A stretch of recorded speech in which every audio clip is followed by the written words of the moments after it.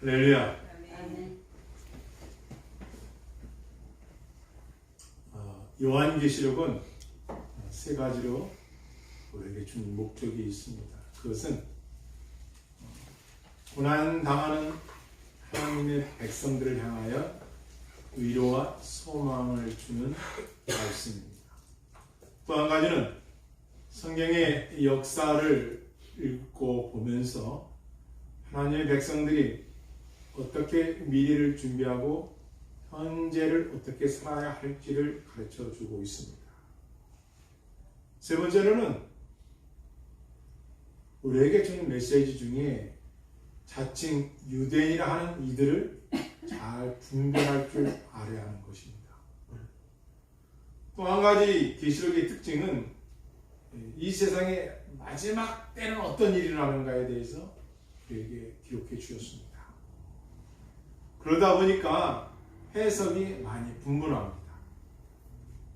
이것을 해석하는 사람들이 어떤 사람은 해석을 않는 사람도 있고 해석을 하되 자기 개인적인 견해도 많이 있는 것이 또한 계시록입니다.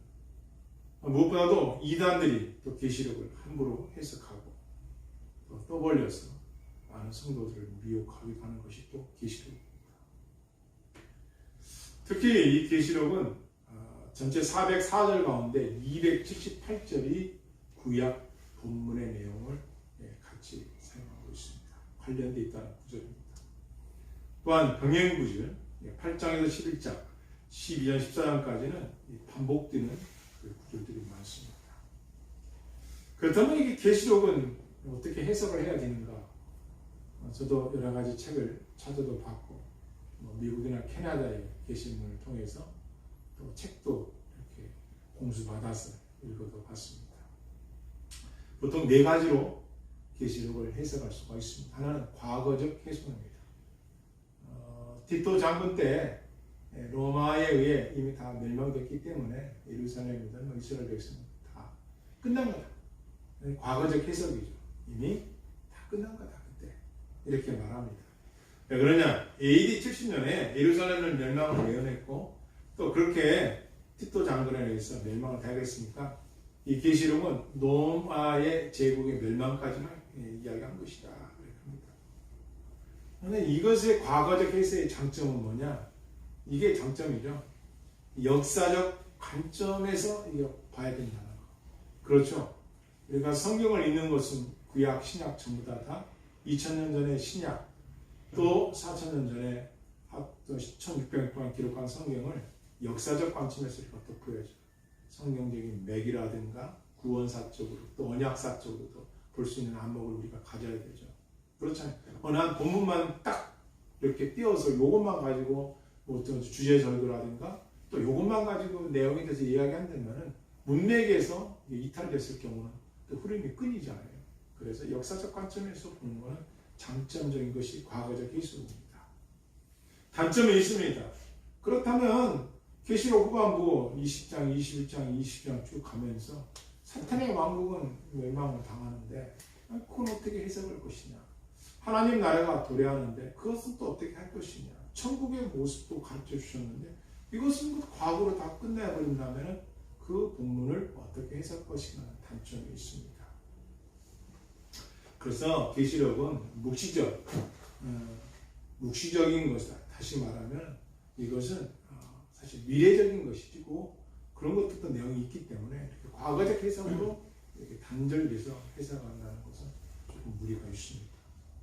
또 한 가지는 역사적 해석이라는 겁니다. 이것은 뭐냐면 교회사적으로 볼 때 모든 것이 팔아나가야겠죠. 구원사적으로, 언약사적으로 봤을 때 이렇게만 얘기합니다.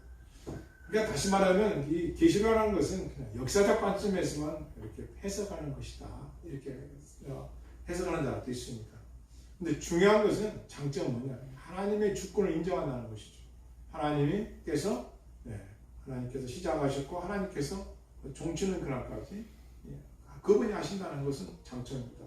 그러나 이 역사적 해석의 단점은 뭐냐면 그럼 그 당시에 이 당시에 그 사도 요한이 있었거든요. 살았던 시대거든요. 그 본모섬에서도 이렇게 계시록을 기록했던 그 당시 사실 하나님의 백성들이 핍박을 많이 받을 때 그럼 핍박받는 그 당시의 사람들에게는 어떤 의미가 있냐? 그럼 이분들에게는 어떤 의미가 있냐? 역사적으로만 말한다면 그래서 그런 단점을 갖고 있습니다. 그러다 보니까 이 여기 역사적 해석에서 자의적 해석하는 목회자나 또 그런 신학자들도 많이 있습니다. 이것은 또 우리가 그래서 제가 이렇게 뭐 영어를 좀 썼는데요. 여기 보면 쓰다는 거죠. 이 편지를 지도자들 어디 서머나 교회 지도자를 향해서 This is the message from the one who is the Christ. 그러면서 하나님이 누구신, 예수님이 누구신가를 말해요. 내가 첫 번째며 그리고 마지막이다. 근데 제가 이게 쓴 이유가 있습니다. 바로 이 단어 때문에 제가 영어를 쓴 겁니다. 뭐냐? Now life. 지금입니다. 지금. 다시 말하면 성경은 과거적 해석이 있고 현재적 해석이 있고 미래적 해석이 있는데 놀랍게도 NIV 성경에서는 이 본문에 대해서 now라는 단어를 썼습니다. 그러니까 이 성경에 있는 모든 사람들의 현재적 우리가 과거적 해석이 됐든 현재적 미래가 해석됐든 이 성경을 읽는 모든 자들은 지금 now alive God 살아계신 지금 살아계신 그분이라는 거예요. 처음이요 마지막이요 죽음에서 부활하신 그분 지금도 살아계신 그분이 이 성경의 기록자라는 걸 가르쳐주고 있는 거예요. 할렐루야. 아멘. 그래서 우리는 이 성경을 해석할 때 지금 나오라는 이 시간을 이 시제를 잊어서는 안 됩니다. 그래서 과거적 해석, 역사적 해석, 미래적 해석 여러 가지가 있지만 지금 우리가 이 성경을 읽는 우리들에게 대한 준 메시지라는 거죠. 말씀이라는 것이죠. 이것 때문에 제가 사실 이 나오라는 단어 때문에 이렇게 기록을 한 것입니다. 세 번째 해석 방법은 간접적 해석입니다. 상징적이다. 이것은 계시록은 선과 악의 싸움에 대해서 말하는 것이지 큰 뜻은 없다. 그러다 보니까 어떻게 해요? 이 성경에 있는 사람들이 종말에 대한 경각심이 없어져 버리죠. 뭐 그 상징적이대. 뭐 무슨 문자적으로 그걸 이해해야겠어? 그냥 선과 악의 싸움이야. 이렇게 해석을 해버리니까 아니 하나님 백성들이 천국에 대한 갈망. 천국은 그래서 뭐라고 해요? 침노는 자가 들어간다고 그랬어요. 얼마나 하나님 말씀 무어합니까? 이럴 줄 아시는 거예요, 다. 그래서 이 관념적 해석 속에는 장점은 현재를 강조하는 건 좋아요. 그런데 재림에 대한 둔감함, 둔탁함을 성도들에게 주기 때문에 주님 맞이할 준비를 하는 거예요. 많이 문제가 있죠. 마지막 미래적 해석입니다. 이 모든 것들은 다 4장 이후부터는 미래 사건에 대한 것이니까 과거적, 역사적, 상징적 해석보다는 관념적 해석보다는 미래적 해석에 중점을 두니까 성도들이 다 뭐예요? 성경을 역사적으로 언약적, 구원사적으로 읽는 것이 아니라 요 계시록만 가지고 보았다, 안 보았다 그러다 보니까 직업도 버리고 결혼도 않고 음식도 제대로 뭐 갈라서 먹고 뭐 이런 사람이 나타나는 거예요. 우리만 구원이 있다. 무서운 거죠. 그래서 이 묵시적 해석을 할 때는 어느 한 방법으로 해석하는 게 아니라 과거적, 역사적, 상징적, 관념적, 미래적 이러한 통찰력을 가지고 성경을 해야 되는 거죠. 그래서 성경은 이제 내가 본 것, 1장 19절에 보면 내가 본 것, 사도 요한이 내가 본 것을 기록하라는 거죠. 두 번째로는 2장에서 3장까지는 이제 있을 일들, 이제 일어날 일들이죠. 그것이 로마에 대해 멸망당한 일이라든지 앞으로 이 세상에 종말론적으로 일어날 일들에 대해서 이제 있을 것. 그리고 무엇보다도 장차에 어떤 일이 일어날 것인지에 대해서 말씀했죠. 그것이 4장에서부터 22장까지입니다. 자, 이 정도로 이제 우리가 요한계시록에 대해서 좀 개론을 우리가 살펴봤습니다. 자, 오늘 서머나 교회에 대한 주님의 말씀이거든요. 서머나 교회. 뭐 간단히 설명하자면 서머나 교회는 어떤 교회인가 소개되어 있습니다. 어떤 교회인가? 지금 서머나 교회는 핍박을 당하고 있어요. 고난을 받고 있습니다. 고난을 받고 있어요. 저 고난받는 서머나 교회들을 향해서 뭐라고 말씀하시나 봤더니 인정을 해줘요. 뭘 인정하냐? 우리 2장 9절 읽겠습니다. 내가 내 혼난과 공표를 알거니와 실상은 내가 부요한 자니라. 자칭 유대인이라는 자들의 행함도 알거니와 실상은 유대인이 아니요 사탄의 환난이라. 그래서 지금 첫 번째로 내가 당한 환난과 고통을 내가 알고 있다는 거예요. 주님이 알고 계시다는 거예요. 사실 이 교회는 하나님으로부터 책망을 받지 않는 교회였습니다. 첫째는 알아주셨어요. 너가 받는 고난, 환난, 그런데 너는 부유한 자야. 가난한 교회 같았는데 부유한 교회라는 거예요. 여기서 이 의미를 우리가 새겨볼 때 교회가 재정이 풍부하고 땅이 많고 교회의 예배당이 크고 이걸 말하는 것이 아니라 또 가난한 개척교회든 미자랄 교회든 그런 크기를 말하는 게 아니에요. 하나님을 섬기는 백성들, 고난과 핍박을 당하지만 내가 그 고난과 핍박을 예수 그리스도 때문에 당하는 복음에 의한 거라면은 너는 결코 가난한 사람이 아니다. 부유함이 있는 사람이다. 우리 교회가 그런 교회인 줄 믿습니다. 네, 바로 그 중요한 말씀입니다. 이걸 인정해 주셨어요. 두 번째는 자칭 유대인이라는 자들의 비방을 합니다. 자칭 유대인은 제가 오늘 한번 보겠습니다. 유대인은 보통 네 가지로 유대인을 구분합니다. 네 종류의 유대인, 5종류의 유대인이 부류가 있어요. 하나는 자칭 전통 유대인이 있어요. 전통 유대인. 이들은 누굴 말하는 거예요? 그렇죠. 아브라함, 이삭, 야곱, 모세, 엘리야, 엘리사, 마태, 마가, 누가. 이 사람들은요, 놀랍게 전통 유대인은 성이 없어요. 그러니까 성이 없는 민족이 있는데 그거냐? 전통 유대인들은 성이 없어요. 그래서 이 전통 유대인은 세피르디라고 일컫는 합니다. 이 사람들은 성이 없어요. 다 왜요? 하나예요. 다 유대인은 딱 하나예요. 성이 없어요. 나중에 이제 성이 생겨났는데 사실 이 성이 없는 이유는 우리는 다 아브라함의 후손이기 때문에 성이 없는 사람들. 이게 전통 유대인이라고 합니다. 또 하나는 자원하는 유대인. 이때는 예스더서에 보면 불임절 날이 있죠. 하만이 이제 유대인들을 죽이려고 했을 때 예스더가 내가 죽음을 주려고 왕 앞에 나가서 결국은 어떻게 됩니까? 죽이로 했던 유대인들을 다 살리라고 공표를 합니다. 그때 본토 백성들, 정통 유대인이 아닌 사람들이 그들이 유대인들이 한테 이제 어떻게 해요? 고통을 내려고 저들로부터 어려움을 안당하기 위해서 그들도 그 불임절에 참여를 해서 들어온 그 유대인이 있다고 합니다. 이들이 바로 자원하는 유대인이라고 합니다. 또 한 가지는 우리가 출애굽 우리가 말씀 듣고 있지 않습니까? 출애굽 때 애굽에서 출애굽할 때 그 이스라엘 백성들만 있는 것이 아니라 어떻게 합니까? 6월절 문안에 있던 애굽 사람들 중에서도 그 하나님 말씀을 믿고 들어오는 다 살았습니다. 그들도 그 무리들도 많은 무리들도 이렇게 들어온 사람들이 있습니다. 또 세 번째로는 초청 유대인이 있습니다.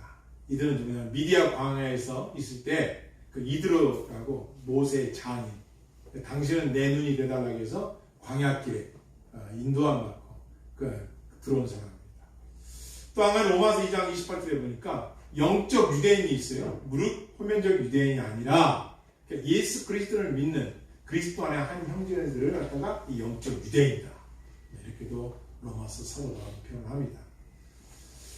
마지막으로 이 자칭 유대인 이스케나지라는 사람들이 있는데 요한계 2장 9절 오늘 본문에 나오는 이 사람들입니다.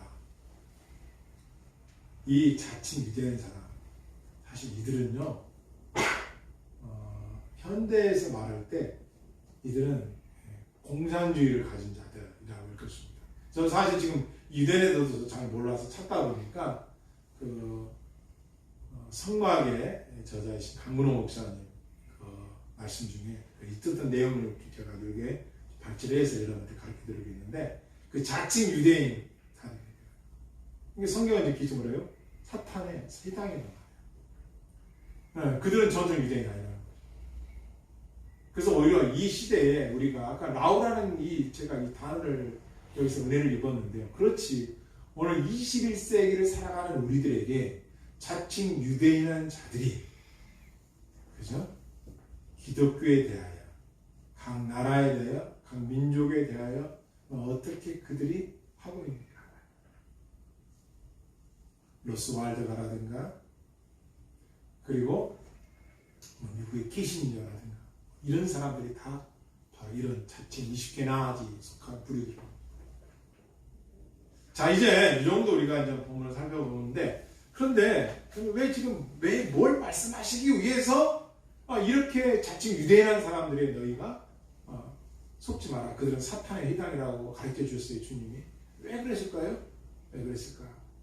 한번 여러분 한번 본문 읽겠습니다. 10절 읽겠습니다. 이것 때문에 그렇습니다. 10절 읽겠습니다. 너는 장차 물건을 두려워하지 말라. 불지어다 마귀가 장차 너희 가운데에서 몇 사람을 목에 던져 시험에 받게 하리니 너희가 실행하면 하리라. 내가 죽도록 충성하라. 그리하면 내가 생명의 감을 내게 주리라. 이스라엘 역사 중에 초대교회 10대 가장 악독한 박해한 왕이 10명 있습니다. 이 10명의 악독한 왕들이 있었는데, 그 중에 오늘 본문에서 나오는 배경 속에 도미티나우스라는 황제가 있었습니다. 이 사람은 누구냐면은 네로 황제가 죽고 난 후에 황제가 된 사람이 베스파니우스인데 둘째 아들입니다. 형도 황제가 됐었어요. 그리고 바로 티누스를 이어서 티누스는 예루살렘을 멸망시킨 왕, 디도. 그 티누스 이어 다음 둘째, 티누스 형 다음에 황제가 됐어요. 30살의 황제가 됐어요. 그런데 이 사람이 뭐라고 하냐면은 자기를 신격화라는 거예요. 신격화. 도밀세 듀. 자기를 신이라고 하는 거예요. 신이라. 그러니까 황제가 신이다. 자기가. 이렇게 불러달라는 거예요.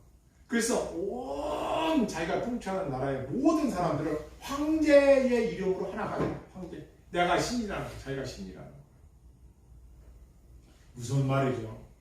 만약에 자기가 신인데 내가 신이라는 것을 거부한다거나 따르지 않는 사람들이 있으면 법을 제정해서 법으로 다스렸어요.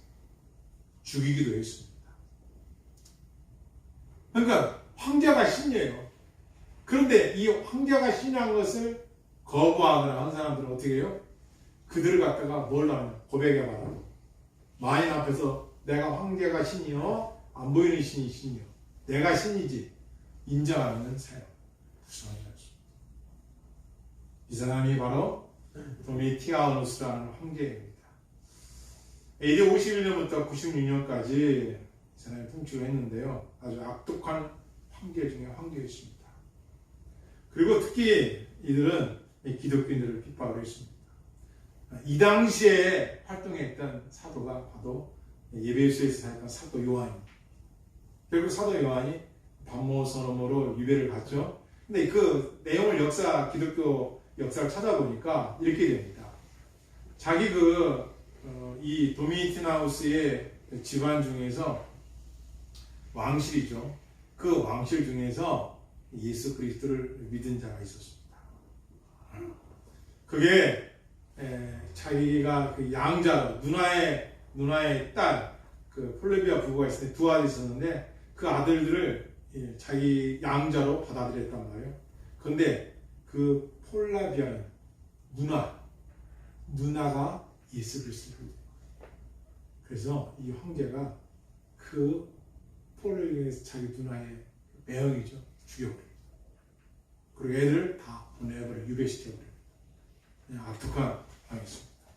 그래서 나중에 이 사람이 어떻게 됩니까? 그 누나의 자객들에 의해서 결국은 죽습니다. 이 사람이 황제로 있을 때 얼마나 악독하게 이 기독교인들을 핍박하고 죽였냐면은 자기가 황제로 나를 섬기라는 거죠. 그리고 그 자기를 경비하도록 만들었어요. 다른 신은 섬기지 못하게 하고 그걸 법으로 만들어서 통치를 했던 왕입니다. 이때 이 황제를 섬기도록 했던 도미티누스가 바로 이 서머나 교회에서 가장 많이 핍박했던 거예요. 그래서 이 고난이라는 단어가 나오는 거예요.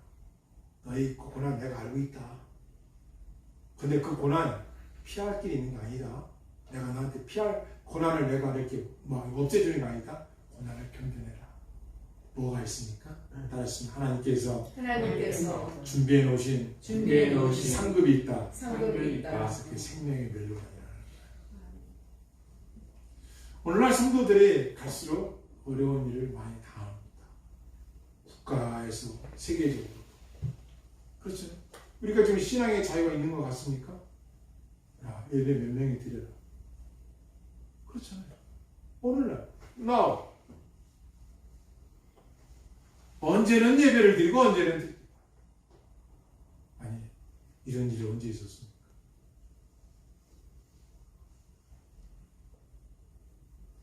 15, 16세기 시대에도요. 우리나라 전쟁 중에도 예배를 드렸어요. 교회에서. 그리고 국가에서 막지를 안 했어요. 아 이건 전염병입니까? 전염병? 루터 같은 경우는요. 성도들이 전염병 걸리면 신방을 가고 전염병으로 고통당한 자들을 또 신방은 아니고 예배는 계속했어요. 국가에서 타치 안 했어요. 오늘날 이 시대는 어떻습니까? 따르라는 거예요. 이제 너희들. 이 도미니티나우스 같은 경우 11조도 교회에 주지 말고 자기한테 바치라고 황제가 이사합니다. 기독교 역사에 악독한 왕입니다. 그리고 뭘 하든지 자기가 법으로 만들어 놔가지고 그 법 안에서 움직이라는 이런 고난이 있었어요. 그러니까 여기에 비하면 우리는 지금 그러나 우리가 미래적인 해석을 볼 때 누가 감히 이런 일이 안 일어난다고 또 어떻게 볼 수 있어? 그러니까 너희는 신앙생활 하는 데 있어서 바짝 정신 차리고 긴장감을 가지라. 누구의 해석에 의해서 이렇다는데 저렇다니까요. 성경이 뭐라고 하는가? 이게 중요한 줄을 믿습니다. 아멘. 그래서 예수님께서 소망을 주는 거죠. 나는 부활이고 생명이다. 지금 살아있다. 생생하게 살아있다. 살아있는 하나님의 말씀이다.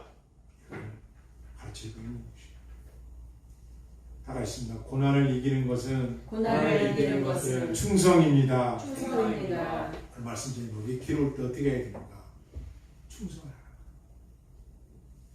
마태복음 25장에 가면 주인이 먼 타국에 갈 일이 생겨가지고 3명의 하인을 불립니다. 종들을 불립니다. 야, 내가 지금 먼 길을 가게 됐어. 내가 가지고 있는 재산을 너한테 맡길 테니까 잘 들어라. 너 1번, 내가 너한테는 5달란트를 맡기겠다. 쉽게 말해서 15억입니다. 그리고 두 번째, 내가 너한테는 6억을 맡기겠다. 마지막, 너 있지? 내가 3억 맡길게. 그리고 먼 길을 가셨어. 떠나자마자 첫 번째 5달란트 10억 받은, 오늘날 10억 정도 받은 어떻게 합니까? 열심히 장사해서 5개를 또 남겼어. 10억, 30억이 됐어. 2달 더 받은 사람도 가가지고 6월 가지고 12억을 만들었어. 하나 더 받은 사람은 받자마자 땅을 파더니 감춰놨어. 근데 어느 날 주인이 돌아왔어요.